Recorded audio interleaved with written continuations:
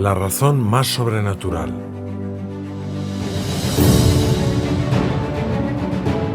Al comenzar su predicación en la sinagoga de Nazaret, el Señor lee ante los presentes un pasaje de Isaías. El Espíritu del Señor está sobre mí, por lo cual me ha ungido para evangelizar a los pobres. Me ha enviado a anunciar la redención a los cautivos y devolver la vista a los ciegos, para poner en libertad a los oprimidos y para promulgar el año de gracia del Señor. Y tras enrollar el libro declara: hoy se ha cumplido esta escritura que acabáis de oír.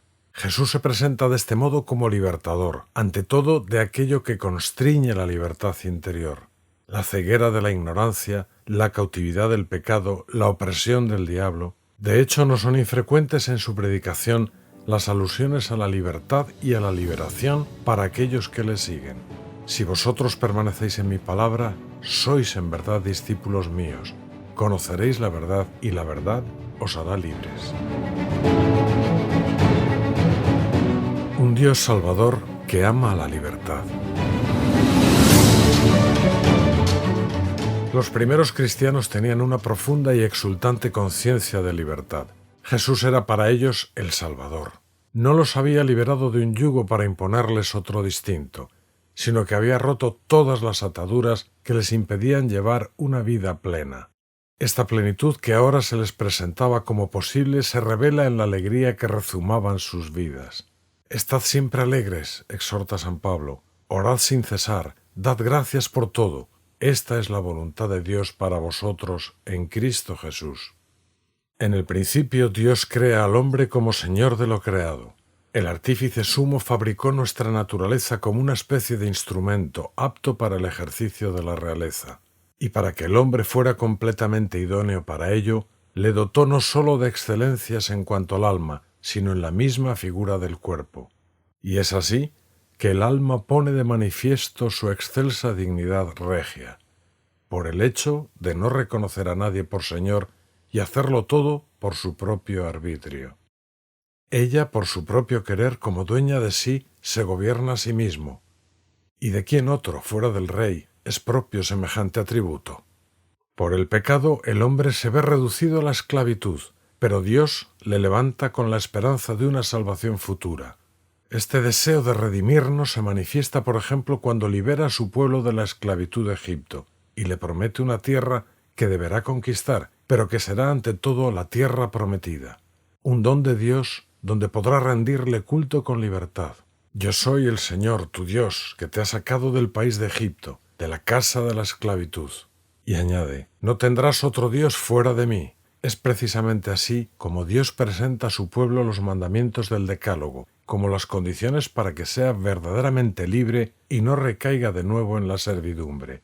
Dios no busca imponerse como un tirano, sino poner a su pueblo en condiciones de aceptarle libremente como Señor. Esta apuesta de Dios por la libertad se entiende si el primer mandamiento, del que según Jesucristo penden la ley y los profetas, no es otro que el amor. Amar a Dios sobre todas las cosas y al prójimo como a uno mismo. Porque este no es un precepto cualquiera. Otras cosas se pueden imperar e imponer mediante la fuerza y la coacción, pero el amor no se puede reclamar así. Dios lo requiere como un amante solo después de haber manifestado el amor que abriga hacia su pueblo, solo tras haber mostrado de numerosas formas su cariño y su cuidado. Y es que al amor verdadero solo se puede invitar, hay que ganárselo, porque solo puede ser fruto de la libertad.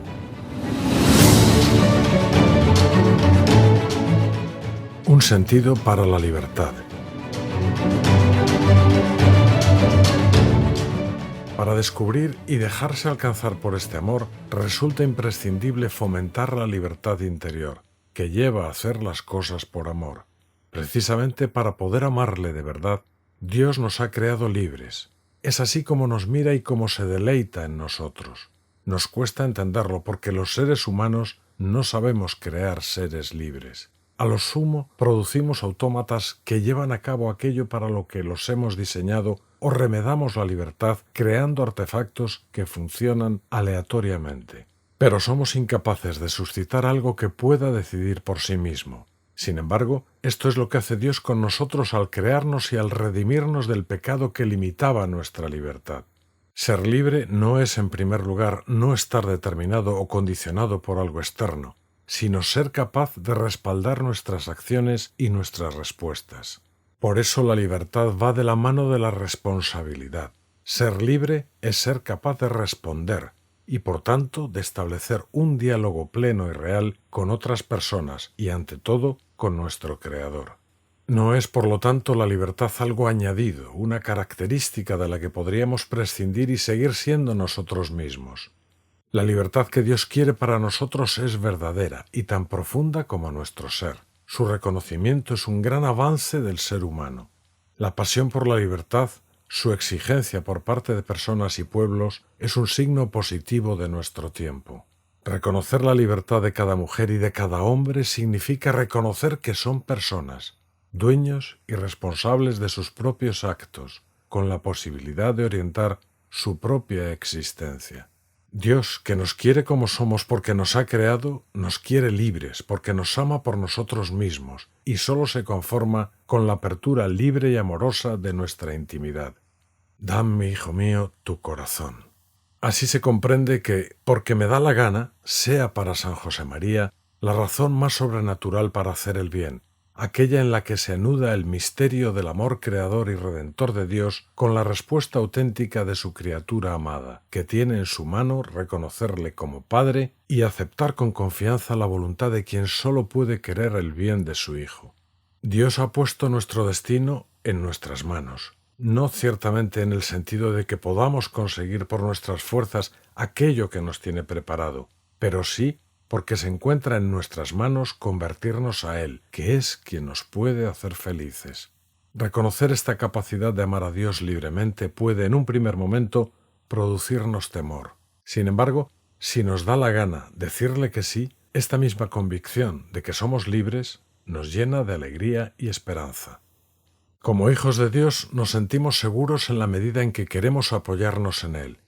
Pensando en su propia vocación, San José María exclamaba: ¿No os da alegría comprobar que la fidelidad en buena parte depende de nosotros? Yo me entusiasmo pensando que Dios me ama y que ha querido que su obra dependa también de mi correspondencia, y me da gozo poder decirle libremente: Señor, yo también te quiero, cuenta con mi poquedad. La consideración de nuestra libertad nos ayuda a asentar nuestra vida sobre la realidad de que somos hijos de Dios.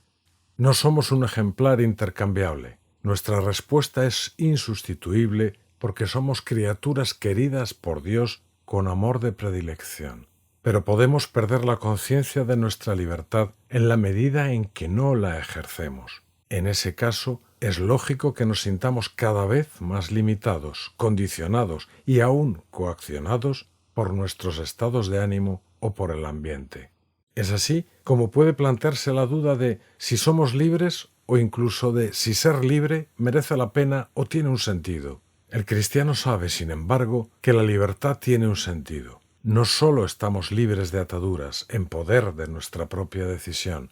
De poco sirve liberar a alguien y decirle que puede ir a donde quiera si no existe un destino al que pueda dirigirse, o si lo hay, no sabe en absoluto cómo llegar a él.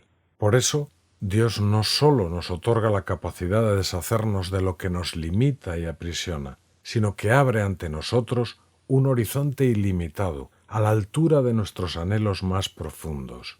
Porque quien ha creado nuestra libertad no es en modo alguno un límite para su despliegue. Nos abre la posibilidad de crecer sin medida, pues este es el modo en que imitamos a Dios las criaturas libres, y nos ofrece, unidos a su Hijo unigénito, la posibilidad de desplegar plenamente nuestra personalidad. Una libertad auténtica.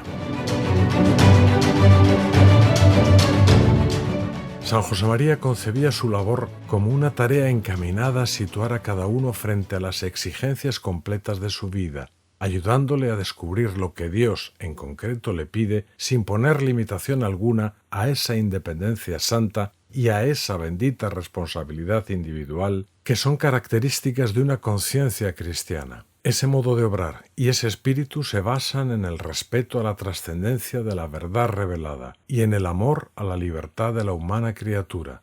Podría añadir que se basa también en la certeza de la indeterminación de la historia, abierta a múltiples posibilidades que Dios no ha querido cerrar. Tomarse en serio la propia libertad para quien no conoce a Cristo es un camino para encontrar a Dios, pues pone en marcha una búsqueda que manifiesta las posibilidades de nuestra condición junto con sus evidentes limitaciones. Pero también quien ya ama a Dios, al ahondar de su mano en su condición de hijo libre y responsable, se pone en condiciones de entablar con Él una relación más profunda y verdadera. Solo es acorde con la dignidad de los hijos de Dios que se sientan libres como pájaros, que hagan lo que de verdad quieren, aun cuando, como Cristo, lo que se quiere pase por humillarse y someterse por amor. No se trata, por tanto, tan solo de que actuemos como si fuéramos libres.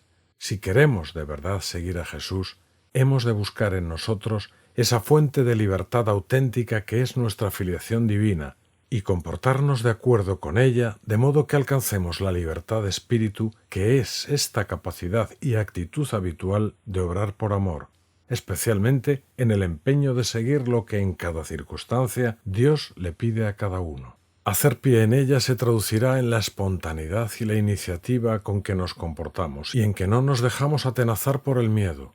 Y es que la falta de libertad se revela a menudo en nuestra tendencia a movernos por miedo. Los teólogos denominan temor servil al de quien se aparta del pecado por temor al castigo. Este temor puede ser un inicio para volver a Dios, pero la vida cristiana no puede apoyarse en él, pues el que teme no es perfecto en el amor, y hemos de actuar como quienes van a ser juzgados por la ley de la libertad. El miedo se puede manifestar en muchos ámbitos de nuestra vida. El que teme, aunque quiere el bien, tiene presente ante todo el mal del que desea huir. Por eso, cuando el miedo es el motor de nuestra conducta, fácilmente nos encogemos y complicamos hasta el punto de que se oscurecen los verdaderos motivos de nuestros actos y los bienes que perseguimos. En cambio, si amamos a Dios, si queremos amarlo, Él nos libera del miedo. Sabemos que todo coopera para el bien de los que aman a Dios, y esta convicción ahuyenta nuestros temores infundados y nos permite gustar plenamente la libertad de los hijos de Dios y actuar con alegría y responsabilidad.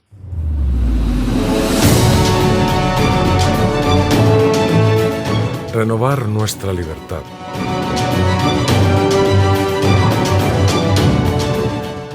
Es verdad que no decimos sí a Dios de una vez por todas. Somos seres temporales y debemos renovar y hacer crecer en el tiempo nuestra respuesta.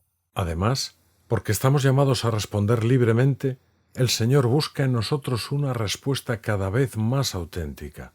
A veces incluso parece ocultarse, para que nuestra adhesión se vuelva más libre y más plena, para purificarla de motivos externos y circunstanciales, para que no esté movida por el miedo, sino por el amor. Esta circunstancia no debe inquietarnos.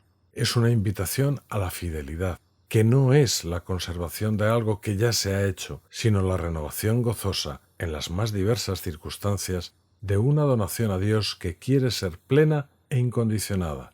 La fidelidad nos lleva a volver con frecuencia sobre nuestro sí para hacerlo más pleno y para edificar desde él nuestra vida interior, desde ese punto donde se encuentran la gracia de Dios y nuestra más profunda intimidad. Recordar con frecuencia que no somos autómatas ni animales sometidos al instinto, sino criaturas libres con un futuro abierto que depende de nuestra iniciativa, nos ayudará a salir del anonimato y a vivir nuestra vida ante Dios y ante los hombres en primera persona, sin delegar en nadie la responsabilidad que la acompaña. Así seremos capaces de entablar con Dios un diálogo auténtico, una relación personal en la que pueda fraguar una amistad verdadera y profunda. Y fruto de esta amistad con Dios, nuestra alma se desbordará en una acuciante sed por llevar este amor de Dios y ese sentido de libertad que lo acompaña a todas las personas. También a través de la amistad, porque para un cristiano, la amistad misma es apostolado. La amistad misma es un diálogo en el que damos y recibimos luz, en el que surgen proyectos, en un mutuo abrirse horizontes, en el que nos alegramos por lo bueno y nos apoyamos en lo difícil, en el que lo pasamos bien porque Dios nos quiere contentos.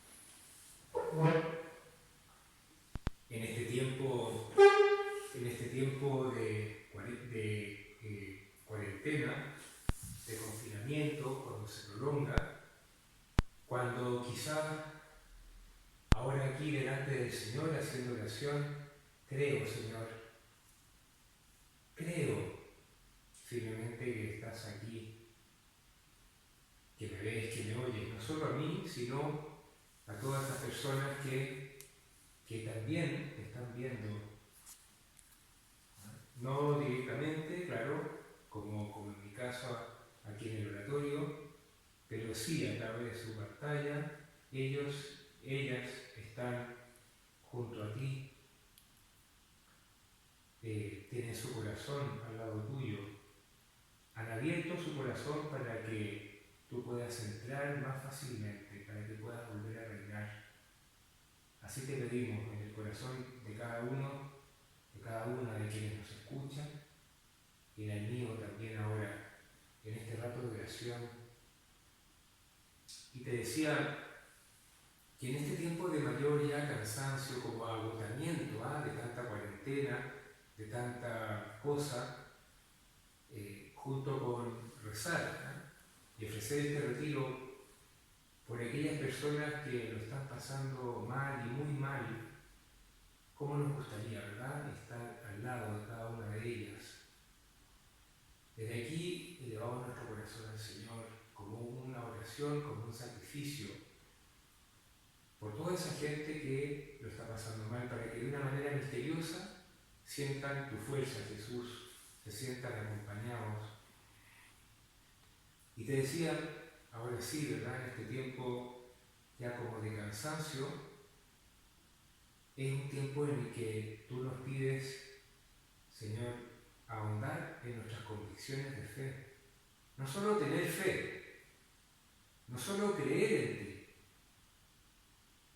porque la fe no es simplemente el sentir que Dios está cerca, aunque puede llevar a un sentimiento de acompañamiento, ¿no?, de parte de Dios,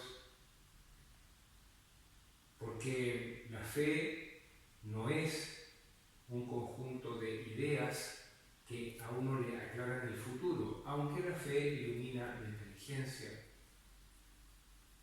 La fe tampoco es un modo de vivir, una serie de costumbres, aunque se traduce en una conducta que tiene una identidad, la identidad del discípulo de Cristo. ¿Qué es la fe? Es una convicción, es decir, una certeza interior, que al mismo tiempo es un don de Él, una certeza por tanto que viene de Él. Implica una seguridad y al mismo tiempo una claridad interior, que no solo ilumina, sino que orienta nuestra vida, nos marca el camino, nos lo señala,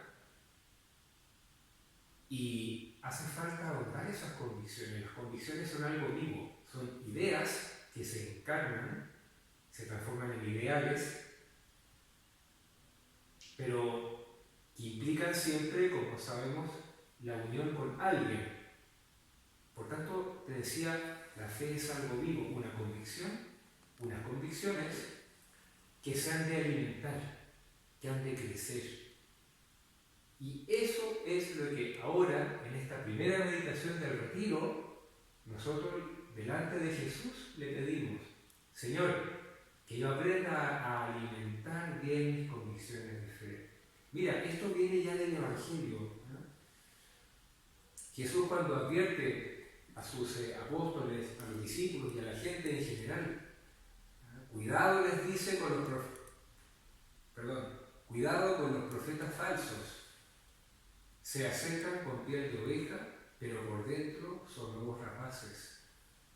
Ojo, cuidado, ¿ya? Que engañan. ¿Te fijas? Que nos pueden engañar. Sí, pues de esto se trata, ¿verdad? De aprender la verdadera doctrina de Dios y no un sucedáneo, cualquier cosa. Fíjate cuánto nos importa a nosotros cuando compramos algo que no sea una imitación, no, que sea auténtico, que sea lo que la marca dice, que sea realmente, bueno, eso, ¿verdad? Y que me va a durar. Bueno, así también con la fe. También, luego los apóstoles comenzaron a predicar de la misma manera. La gente se convertía. ¿Y qué es lo que surge inmediatamente? La catequesis. Formar a la gente, porque ¿qué es lo que está en juego? La propia identidad. La identidad como cristianos, como discípulos de Cristo. La identidad de Cristo mismo en quien se cree. Estaba en juego. ¿Te fijas? Mira, como tú sabes, pronto los cristianos llegaron a Roma y constituyeron en pocos años una comunidad relativamente numerosa. No en vano Nerón, el emperador Nerón, fíjate, del año 64, es decir, apenas 30, poco más de 30 años después de la muerte de Jesús, le echó la culpa a ellos, a los cristianos del incendio de Roma. O sea que ya era un grupo conocido, relativamente conocido en la urbe, ¿verdad? Y te decía entonces que antes o después les propusieron que su Dios formara parte también del panteón, de esa especie de mall de dioses, en que uno podía, bueno, elegir el que más le acomodara, ¿cierto? Uno se adscribía a una divinidad, la que le cayera más simpática, como quien elige un equipo de fútbol. Uno entre otros, ninguno excluyente, ¿verdad?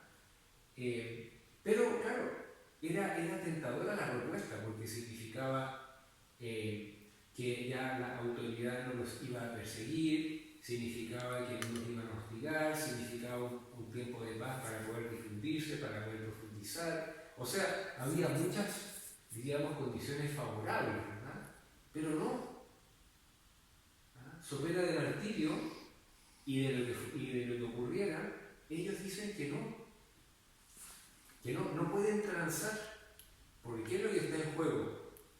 Como te decía, la identidad de Cristo, la identidad de su propia fe, su propia identidad de cristianos. Entonces fíjate que eso que San José María llamaba la intransigencia con la doctrina es una necesidad. Con la doctrina hemos dicho, no con las personas. Con las personas transigir, es decir, comprendemos los errores ajenos, porque tenemos muchos nosotros que nos hemos equivocado, que nos equivoca, comprendemos las debilidades, las flaquezas, diríamos, los pecados de los demás, porque quien no ha pecado, el que esté libre de pecado, que tire la primera piedra. Transigir con las personas, sí, pero con la doctrina, no. Y por eso San Pablo, ¿cierto?, les va a escribir a los cristianos de Éfeso, les dice, para que ya no seamos niños sacudidos por las olas y llevados a la deriva por todo viento de doctrina, en la falacia de los hombres, que con astucia conducen al error, sino que realizando la verdad en el amor, hagamos crecer todas las cosas hacia Él, que es la cabeza, Cristo. Esa frase, ¿cierto?, que en el texto latino escribe veritatem facentes in caritate crescamus in illum per omnia, o in omnia, ahora no recuerdo bien, ¿ya? Veritatem facentes in caritate, realizando la verdad con amor, con la caridad, ¿ya? Intransigencia, te decía, con la doctrina, transigencia con las personas, caridad. ¿Ya? También San José María decía que para decir la verdad no hace falta maltratar a nadie, nunca humillar. Y San Agustín, cuando dice, ¿cómo es que dice esa frase? Que en lo seguro, la verdad, en la duda libertad, in dubio caritas, libertas, in omnia caritas, y siempre la caridad. ¿Ya? O sea, la verdad, en las cosas seguras, bueno, lo que ya está definido muy bien. El resto de las cosas, libertad, siempre caridad, siempre caridad.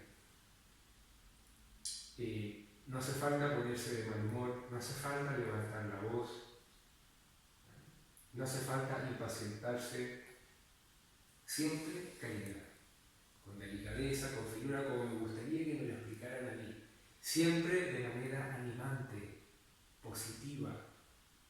Pero claro, eso implica dos cosas, fíjate, ¿ya? Una, profundizar, hay que aprender mejor. ¿Por qué? Porque si no, no tengo recursos para poder explicar. ¿Cómo yo le voy a explicar a este hijo que no le conviene irse a convivir con la polola antes de casarse? Si acaso quieren casarse. ¿Cómo se lo voy a explicar?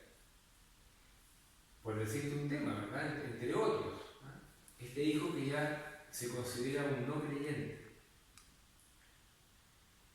¿Cómo le explico a este compañero de trabajo por qué hace falta ser leal y no murmurar, evitar el pelambre? ¿Cómo le explico por qué yo, salvo los casos de pandemia como estamos viviendo, habitualmente voy a misa cada domingo? ¿Cómo voy a explicar, cierto, la maravilla de la virtud de la castidad y de la fortaleza y de la lealtad, como te decía antes, y de la generosidad? Bueno, cada cosa. ¿Cómo explico lo que es la mortificación? ¿Cómo lo voy explicando? El valor de la verdad, etcétera, etcétera. Bueno, hay que formarse. Es decir, hay que estudiar, hay que profundizar para tener esos argumentos. Y al mismo tiempo, para distinguir muy bien lo que es la doctrina de Cristo de lo que es simplemente una explicación.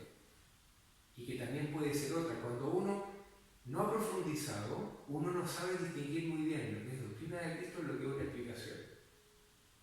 Entonces uno se aferra a esa explicación como si no hubiera otra, como si no hubiera otros motivos, etcétera, etcétera.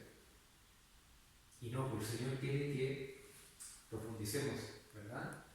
Que vayamos más allá. Y así entonces también es posible que al tener más argumentos yo esté tranquilo, pueda vivir esa caridad, no me impaciente. No me van a entender porque yo alce la voz, sino en la medida, en principio, en que le ponga, como te decía, este empeño en tener más argumentos para dar, ¿cierto? A su vez también podemos pensar un poquito en esta línea, ¿verdad? En la medida que yo profundizo en la fe, también puedo amar más a Dios. Los medievales decían, ni volitum ni siempre cognitum, nada, no se puede querer lo que no se conoce. ¿Ya? Fíjate la maravilla, ¿cierto?, de que una persona común y corriente vaya profundizando, vaya ahondando estas convicciones de fe. Ten en cuenta que hoy uno se encuentra muchas veces, a uno como profesor de lo que sucede, ¿no?, en la universidad, ¿cuál es el itinerario, digamos, de un chiquillo, de una chiquilla que ha perdido la fe? Primero dejó de vivir algún aspecto de la vida moral. Y como eso se hacía incompatible con su conciencia, entonces dejó la fe. Mala suerte para Dios, ¿verdad? Esto fue primero un desajuste, un desarreglo moral, luego la falta de fe. Pero ese desajuste moral, a su vez, viene, es cierto, se ha hecho una elección determinada, pero también porque no tenía los argumentos. Esas son las dos cosas, a fin de cuentas. ¿Ya? Bueno, la libertad es libre. Una persona puede no tener formación cristiana, pero si tiene un corazón recto, buscará esa formación, querrá volver. ¿Te fijas? Profundizará lo que en su corazón ya ha decidido, y viceversa. Una persona que ha decidido vivir, diríamos, de manera incompatible con la fe de Cristo, con la moral de Cristo, aunque se le aparezca en persona Santo Tomás de Aquino, va a explicarle, no va a cambiar. ¿Por qué? Bueno, porque él ya tomó una decisión en su corazón, ¿cierto? En todo caso, claro, siempre hay un momento antes. Pensemos, hijos, nietos, me preguntan, es bueno que yo tenga distintas explicaciones, ¿verdad? Para ir forjando en ellos estas convicciones de fe. Bueno, vamos a pensar un poquito, ¿cómo voy a crecer en esas convicciones? Mira, me gustaría hablarte de la lectura espiritual. La lectura espiritual es muy importante. Esa práctica tradicional de la iglesia, ¿verdad? De formarse. Lectura espiritual, tantos libros buenos que hay, cualquiera no, pero hay muchos libros buenos. Fíjate lo que significa que una persona que lee entre 10 y 15 minutos todos los días de un libro de lectura espiritual, pidiendo consejos para ver cuál, ¿verdad? Bueno, a lo largo, qué sé yo, de un año, habrá leído 3, 4 libros. En 10 años, bueno, 30 o 40, y así te fijas, en 30 años, entre 120, 150 libros que ha leído. O sea, una persona común y corriente que puede cultivar, como San José María nos enseñaba, la piedad de niños, una relación franca, directa, sencilla con Dios, y una doctrina de teólogos. Tener certezas de fe, convicciones, profundizar, mucho más que el más subido de los teólogos. ¿Ya? Esta es la maravilla, ¿te fijas? Y eso tiene un efecto multiplicador. Mira hacia un lado y hacia otro. ¿Qué hace falta? Bueno, hay un largo trabajo por hacer de dar doctrina, de difundir una catequesis desde abajo, el uno a uno. Hoy que hay tanta desorientación por muchos motivos, en esta época de crisis de la Iglesia, no esperes tú que sean las autoridades de la Iglesia las que cambien el panorama. Y eso no por desmerecer de las autoridades de la Iglesia, harán lo que puedan, de una manera, de otra, bueno, ya sabrá Dios, te fijas. Pero en este mismo campo, en esta línea del Señor, Él quiere que tú y yo hagamos la pega, como decimos en Chile, ¿verdad? Vayamos trabajando en este sentido. Tu lectura espiritual, pregunta en tu dirección espiritual, tu lectura espiritual, no cualquier lecera, no cualquier librito, no cualquier folletito, no cualquier cosita para decir que ya la hice. Yo no hago la lectura para tenerla hecha. No, la hago porque necesito formarme mejor, necesito aprender. Porque cada práctica de piedad, cada práctica de mi plan de vida es un encuentro con Jesucristo que me está esperando. Porque los demás necesitan de mi lectura espiritual. Porque quiero formar mis propias convicciones de fe y profundizarlas y ayudar a los demás. Y también porque se trata de un modo de querer más a Jesús, es un conocimiento amoroso. ¿Ya? Habla el catecismo de esto, ¿verdad? Dice, de este conocimiento amoroso de Cristo, cada vez veo menos, perdón. Dice, de este conocimiento amoroso de Cristo es de donde brota el deseo de anunciarlo, de evangelizar, dice, y de llevar a otros al sí de la fe en Jesucristo. Y al mismo tiempo se hace sentir la necesidad de conocer siempre mejor esta fe. Es decir, un modo entonces para avanzar, la lectura espiritual. 2, tomar nota de las dudas que a uno se le puedan plantear. Lo lógico es que a uno le surjan dudas de fe. ¿Ya? Con algunos ya lo hemos considerado en nuestra meditación. La fe de un niño es una fe ingenua. El niño no se plantea dudas, pero no porque su fe sea muy profunda, es porque su fe es de un niño. Y un niño en general no se hace, salvo excepciones, o al menos en el tiempo, se plantea pocas dudas. Pero ya el adolescente, ya el adulto se hace preguntas de adulto. Y a veces el Señor permite que dudemos de nuestra fe, para que nos demos cuenta de la altura a la que vamos, para que nos dé un poquito de vértigo. Y entonces, claro, uno puede resolverla, es decir, voy a profundizar, voy a encontrar las respuestas, también en la medida en que me voy haciendo las preguntas. Esto es bien distinto de la actitud de quien voluntariamente se pone en duda.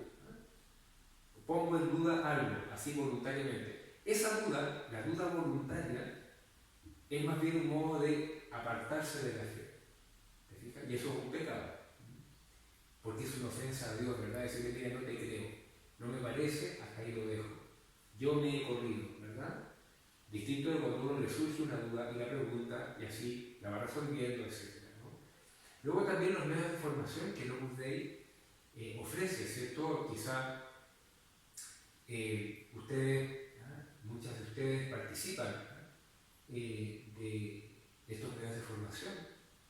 Procuremos aprovecharlos bien, tomar nota, plantearnos las dudas, preguntarnos, profundizar. Esto junto con el estudio espiritual, junto con la dirección espiritual, bueno, nos ayudan a ir profundizando, como te decía, en estas convicciones, ¿ya? A veces se nos puede tachar, si queremos ser coherentes, si queremos realmente vivir según nuestras convicciones de fe, se nos puede tachar de fanáticos. ¿Cuál es el verdadero fanatismo? El verdadero fanatismo es el de aquel que vive algo sin saber por qué, o el de aquel que no da argumentos, sino que ataca, desacredita, se ríe, pero no tiene argumentos. Bueno, eso es fanatismo. Fanatismo siempre es un tipo de violencia física, verbal, ¿te fijas? De algún tipo, ¿ya? Un tipo de violencia. No, cuando uno busca el diálogo, cuando uno está abierto a responder lo que a uno le pregunten, eso precisamente es lo contrario al fanatismo, ¿ya? Y si también podemos decirlo de otra manera, el auténtico pluralismo, la verdadera caridad, no significa estar de acuerdo con todo, sino aceptar a todos. ¿Vale? Yo acepto a todos. ¿Por qué? Porque Jesús ha muerto en la cruz por cada uno. Pero eso no significa que acepte todo, porque eso sería señal de aceptar lo bueno y lo malo, el alimento sano y el alimento descompuesto, la salud y la enfermedad, la verdad y el error, lo cual manifiestamente es un despropósito, ¿te fijas? Y sobre todo, que si yo acepto cualquier cosa en aras de un supuesto pluralismo, entonces no tengo ninguna identidad. Muere la fe en Jesucristo. El verdadero cristiano, el discípulo de Cristo desde el comienzo, aceptaba a todos, pero no todo. No. Precisamente porque no aceptaba todo, sino solo la verdad de Cristo y todo lo que hubiera coherente con la verdad de Cristo en todas partes, bueno, por eso aceptaba a todos. ¿Ya? Vamos a terminar ya pidiéndole a la Santísima Virgen, haciendo de la sabiduría, que nos infunda, nos consiga de parte de Dios este verdadero amor, este conocimiento amoroso, amar a Dios con toda tu mente también. Profundizar en nuestras convicciones de fe, porque así llevaremos la fe más hondo en nosotros y la llevaremos también a los demás. Seremos esos discípulos que Jesús espera de cada uno de nosotros.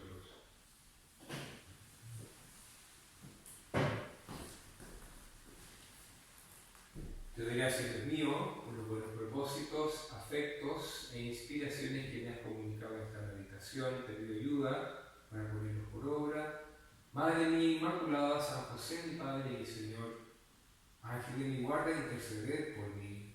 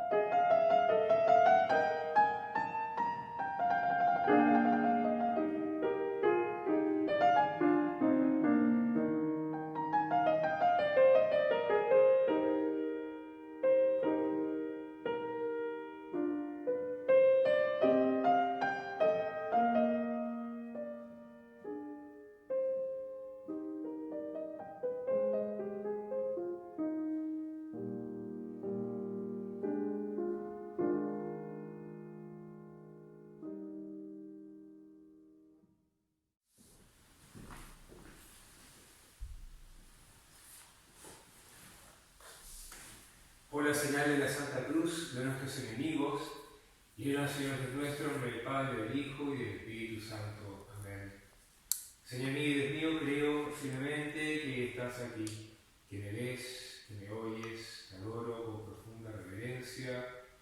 Te pido perdón de mis pecados y gracia para hacer con fruto este rato de oración. Madre mía Inmaculada, San José, mi Padre y Señor, ángel de mi guarda, intercede por mí.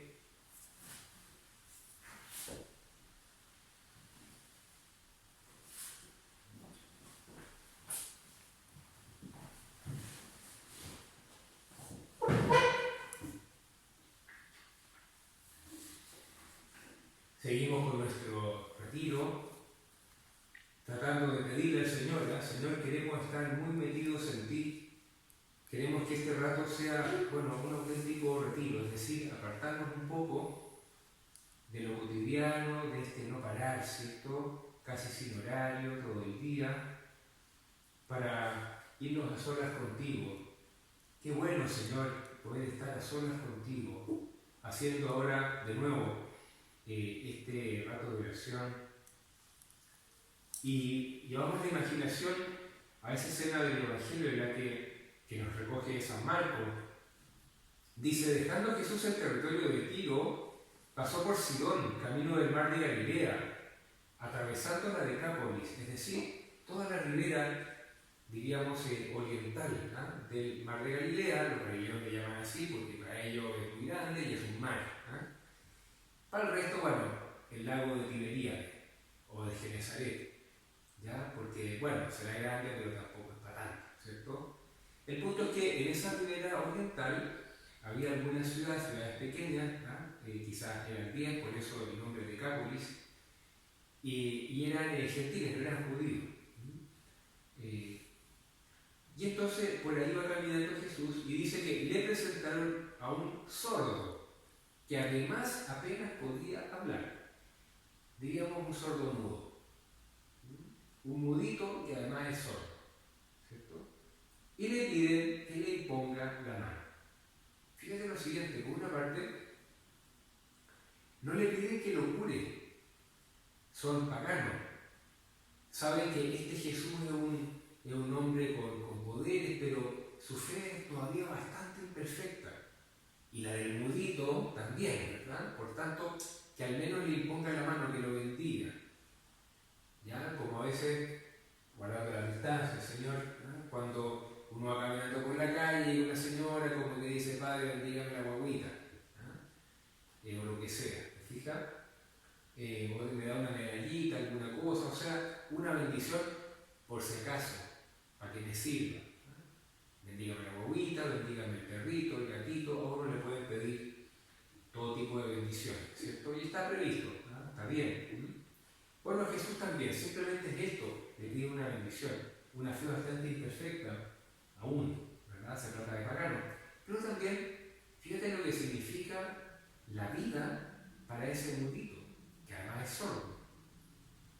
¿Qué piensa? ¿Cómo se comunica? ¿Cómo transmite a los demás su mundo interior, sus ideas, lo que piensa? ¿Cómo escucha? ¿Cómo interactúa? Qué pobre debía ser la vida de esta persona, ¿cierto? ¿Y por qué el Espíritu Santo inspira a San Marcos para que recoja esta escena? Porque todos podemos ser un poquito sordo mudo. Mira, el peor defecto, el peor de los peores de los pecados es la soberbia. La soberbia, es decir, ese amor propio desordenado, lleva a impedir que uno escuche y que uno se dé a conocer.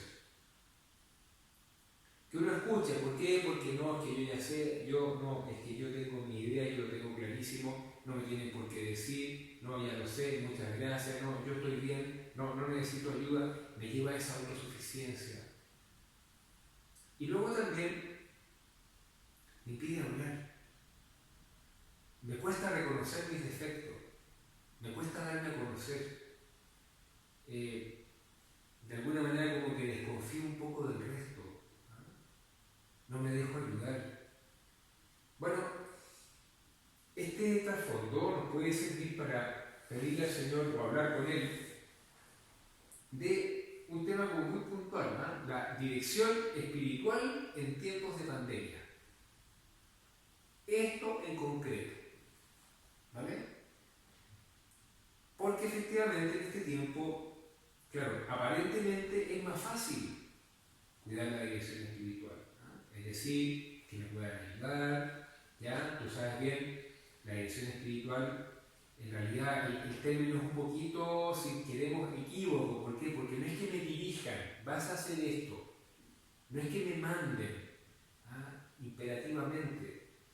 No, la labor de dirección espiritual siempre es una labor de interpretación, como de altavoz. Me ayudan a escuchar mejor lo que Dios me quiere decir. La persona que me escucha, que me oye, que me atiende, simplemente hace esto, me ayuda a escuchar. ¿Qué es lo que Dios me quiere decir a mí? Esa persona es mejor que yo, no, pero en ese momento tiene una gracia especial de Dios, no porque sea mejor que yo, tiene una gracia especial de Dios para ayudarme. Puede que sea más joven, puede que tenga menos experiencia, puede que esté mucho menos avanzado en el camino de la santidad. Pueden pasar muchas cosas. Lo importante es esto. Tiene en ese momento una ayuda del Espíritu Santo para ayudarme a avanzar en el camino de la santidad. Yo creo esto, me lo creo de verdad. Voy a la dirección espiritual, la busco, porque quiero escuchar mejor la voz de Dios para mí, porque quiero ser santo, porque quiero ser santa. ¿Qué es para mí la dirección espiritual? ¿Esto en qué se nota? Bueno, ¿en qué medida la busco? Te decía antes que aparentemente es más fácil ahora. ¿Por qué? Porque, bueno, mira, conéctate por WhatsApp, por algún otro sistema, Zoom, Team, Meet, qué sé yo, digamos, y tantos otros, ¿cierto?, que la industria irá ofreciendo al mercado.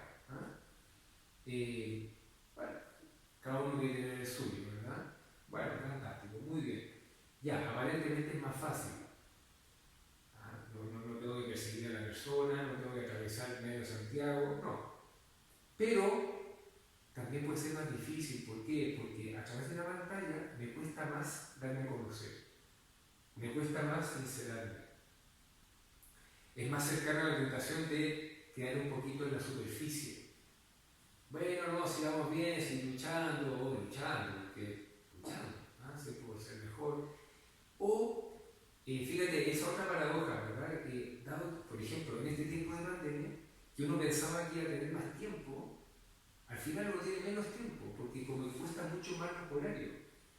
Y uno se extiende en esto, se extiende en lo otro, pasa por aquí, pasa por acá, al final se le va el día.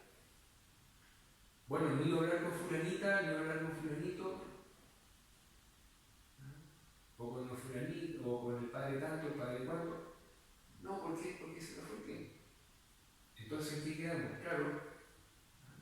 Y este es un recurso que el diablo usa, ¿por qué? Porque fíjate, muchas veces los obstáculos que se nos presentan, no siempre, pero muchas veces, los obstáculos que se nos presentan en la vida espiritual no son de gran entidad, no, pero lo suficiente como para frenarnos, para retardar el avance, para impedir que nos ordenemos bien.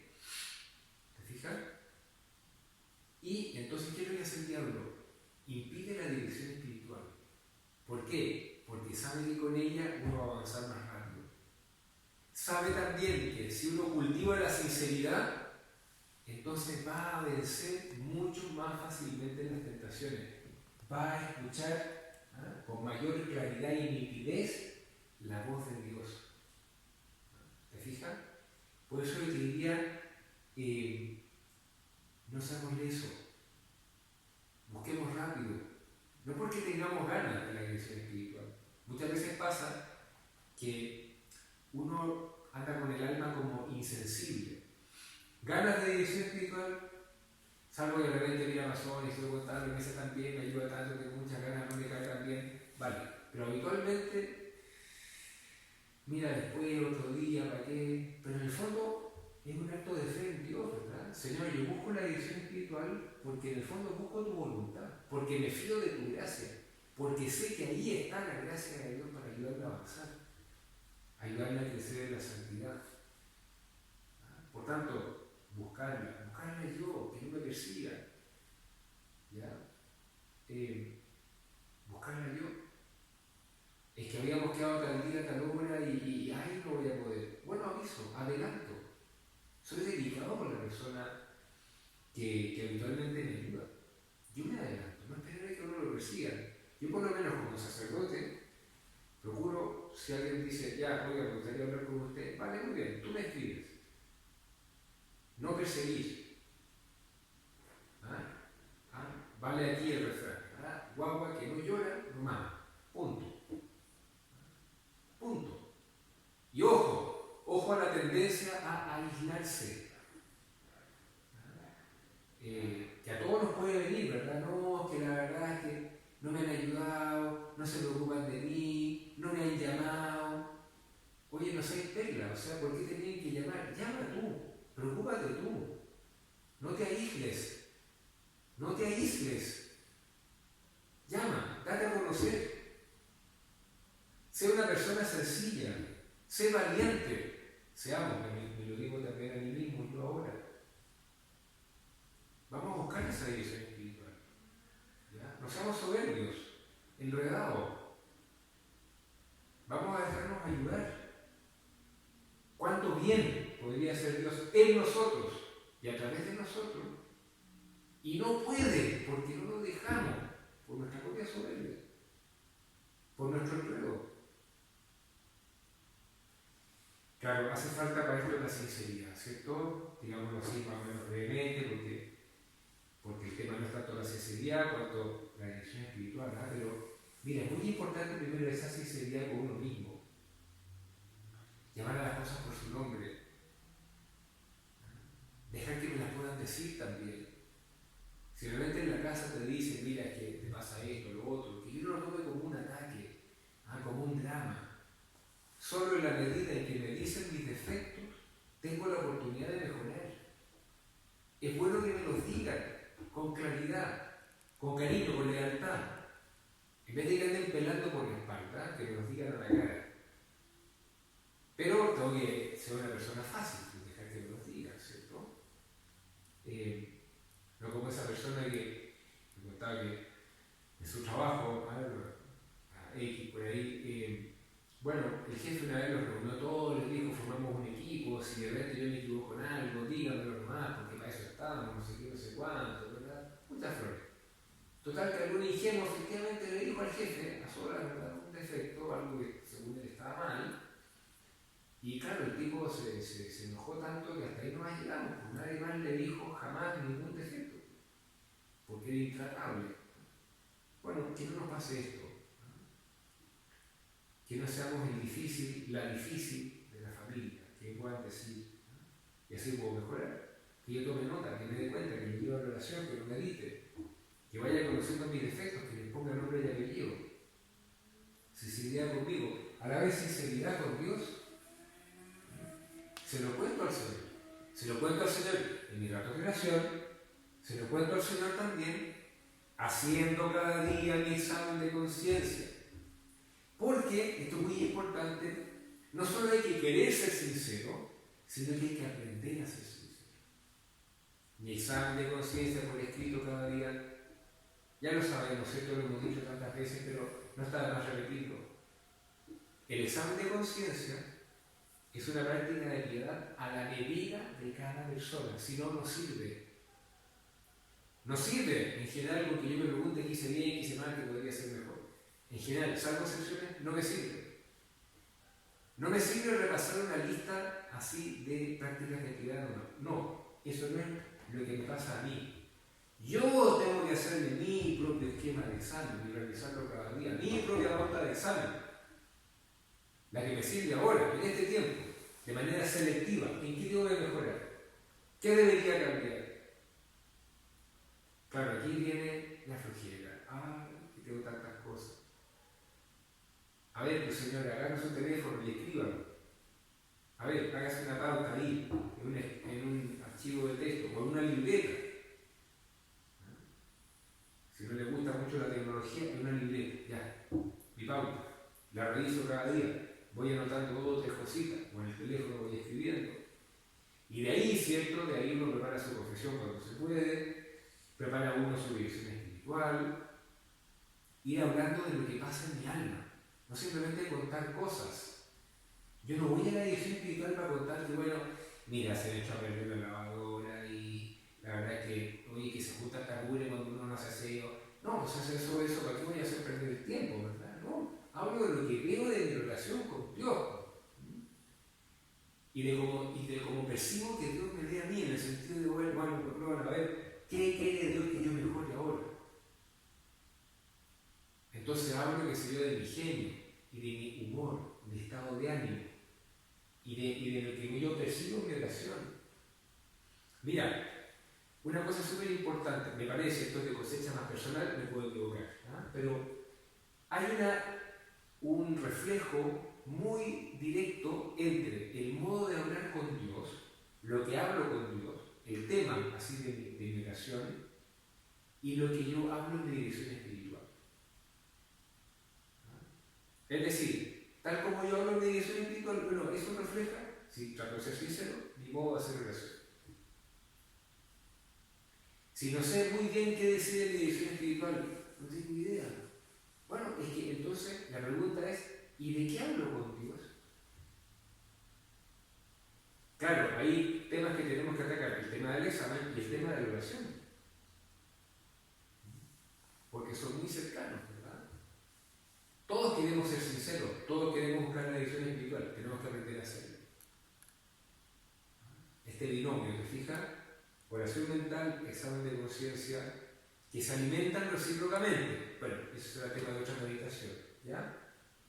Sinceridad conmigo, sinceridad con Dios, te decía, y luego sinceridad. Sencillez, podríamos decir, con la persona que me está escuchando. Que puede ser más joven que yo, menos joven que yo, más experiencia, menos experiencia, me entiende, no me entiende, somos afines, no somos afines, casi no la conozco hace muchos años, lo que sea, ¿verdad? Pero yo voy por motivos sobrenaturales. ¿Por qué? Porque esa persona tiene una ayuda de Dios para ayudarme. No es que sea un gurú, no es que sea increíble, no, tiene una ayuda de Dios para hacerme ver su querer para mí. Este es el punto. Y la busco, te decía entonces, con puntualidad, ¿cierto? ¿Por qué? Porque ¿qué es lo que está en juego? La santidad. La santidad a la que Dios me llama. Fíjate, si tú lees el relato que te venía contando, que nos escribe San Marcos, Jesús lo sacó del pueblo, le metió los dedos en las orejas, tocó con saliva su lengua y dijo, Efetá, ábrete. Fue de a poco. ¿Para qué? Para ir suscitando la fe de ese pobre hombre. Jesús se tomó el tiempo. Bueno, hay que tomarse el tiempo. Si nos tomamos este tiempo, irá creciendo nuestra fe. Iremos avanzando en el camino de la santidad. Y al momento, dice, se le abrieron los oídos, se le soltó la traba de la lengua y hablaba correctamente. Mira, cuando uno es sincero, cuando uno busca la dirección espiritual, en general el terreno se allana. Uno queda como con una seguridad interior, con una paz interior. ¿Por qué? Porque en el fondo, de alguna manera, me encontré con Dios. Vamos a terminar pidiéndole a la Santísima Virgen, Madre del Buen Consejo, que ella nos dé la sabiduría, la valentía, las luces, para no dejar de buscar nunca esta dirección espiritual que nos hace más nítida, más clara la voluntad de Dios, el camino de santidad para cada uno de nosotros.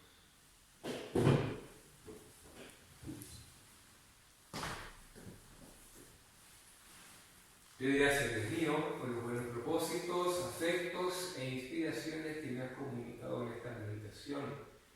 Te pido ayuda para ponerlos por obra, Madre mía Inmaculada, San José mi Padre y Señor, Ángel de mi guarda, interceded por